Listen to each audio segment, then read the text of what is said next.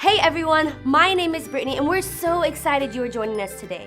Today we're going to be talking about the story of when God used Moses to part the Red Sea.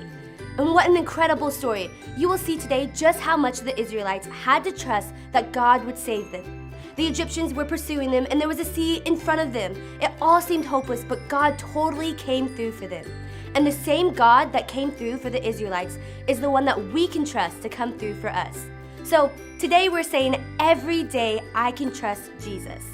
We're gonna start things off by singing a song together. So go ahead, stand up, sing this out with us as loud as you can.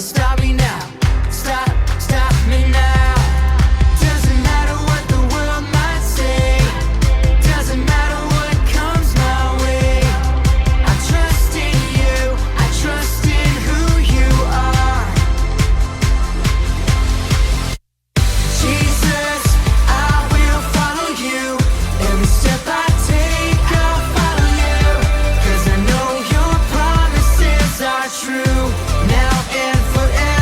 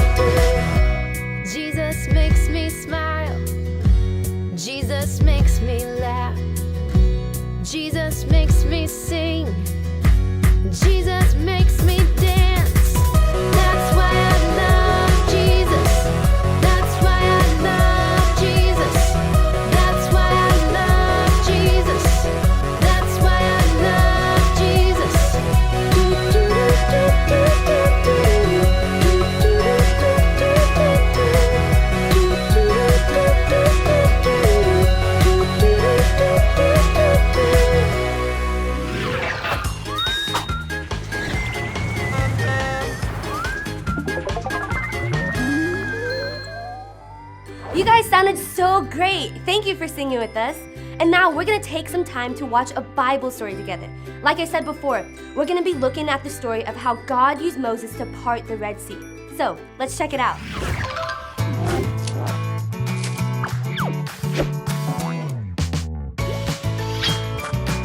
The Faithful Hall of Fame, Moses.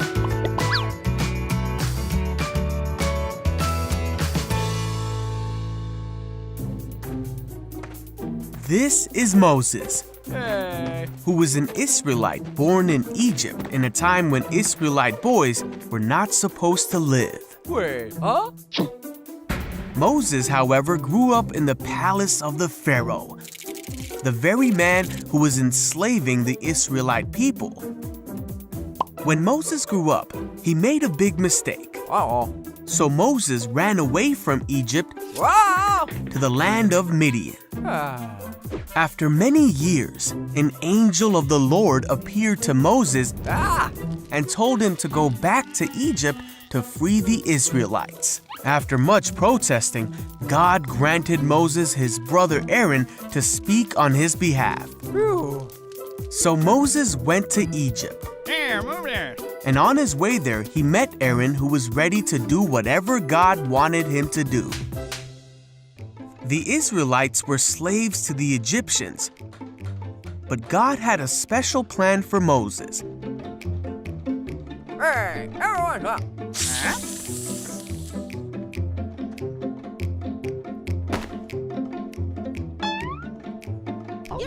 After rallying God's people to them, Yeah. Moses and Aaron went to the Pharaoh. Ahem. And said, "This is what the Lord, the God of Israel, has said. Let my people go." Shit.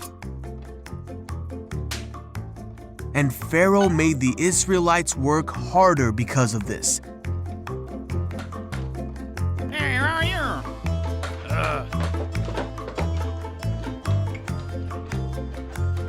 Huh? The foremen of the Israelite slaves were angry with Moses and Aaron for causing this trouble. Huh? So Moses cried out to God and asked why this was happening. But God said, "You will see what I will do. I am the Lord. I will deliver you from slavery." Wow, okay. Hey! Moses told this to the people, Hey! but they were so discouraged that they didn't listen to him. Yeah, whatever. God told Moses to go to Pharaoh and to do exactly as he said. So Moses and Aaron went to the Pharaoh. Hey! God told them to take the staff and throw it down before Pharaoh. Huh? Pharaoh was not impressed. He called his wise men and sorcerers, and they did the same thing. Hooga, hooga. But Aaron's staff swallowed up the sorcerer's staff. Yet Pharaoh's heart was hardened, and he would not listen to them, Shoot. just as God had said. Then the Lord said to Moses, "Go to the banks of the Nile River and meet Pharaoh." Hey, Pharaoh. Oh, man. Moses and Aaron did just as God had said. Oh. But again, Pharaoh's magicians did the same miracle, Ta-da. and Pharaoh refused to let God's people go. So God sent 9 more plagues to Egypt to show his power.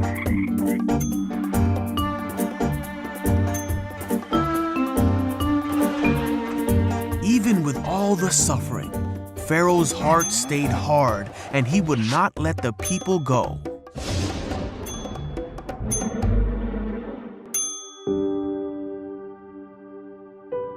On the night of the last plague, Pharaoh woke up and heard a great cry in Egypt, Oh, no.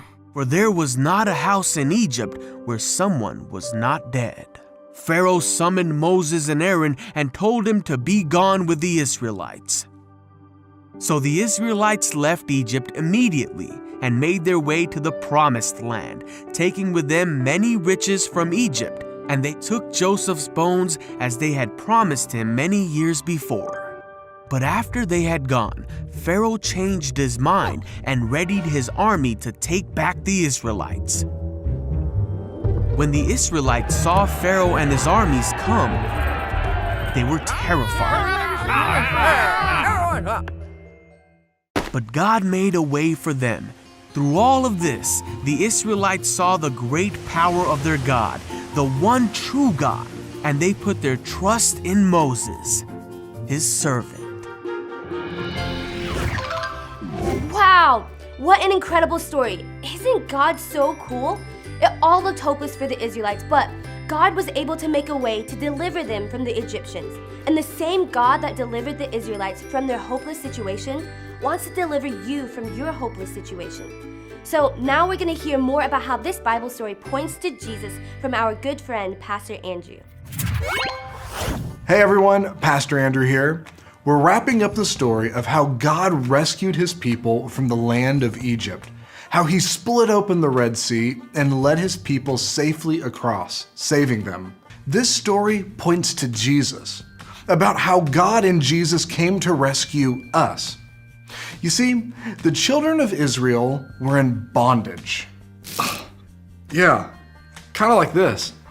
They were slaves to Pharaoh, king of Egypt. Their lives were miserable. Maybe you can relate to this.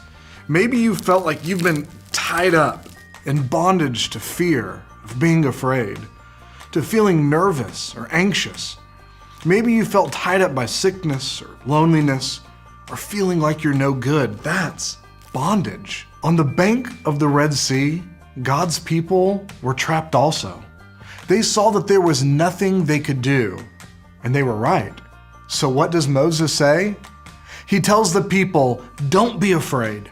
Stand firm, and you will see the Lord save you today. Do you see those Egyptians?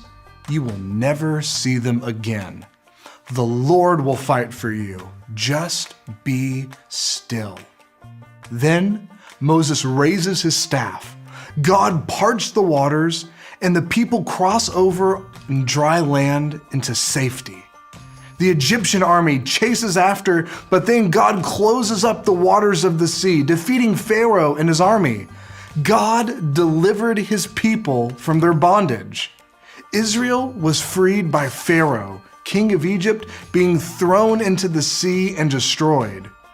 But we are freed by Jesus, the true king, throwing himself into the sea of our own sin. On the cross, Jesus made us a path to freedom through our sea of sin by taking our place of bondage to sin and death. Would you take time to pause to remember the God that saved you? Think of your sin. Think of all the times that you went your own way. Think of how you tried to save yourself and how Jesus still came to rescue you by dying in your place. Think of how he came back to life to give you new life. And when you think of this, your response should be to thank him, to worship him for rescuing you. Do you tend to think that your sin is no big deal? Or do you know that it's a big deal, so you try to be really good to rescue yourself? Well, I would encourage you to talk with your parents or small group leader about this. And then once you talked about that, take some time to talk about how you can remind yourself of how Jesus has rescued you. So that's it for this week, and remember that every day we can trust Jesus. Thank you so much for joining us, and we'll see you next time.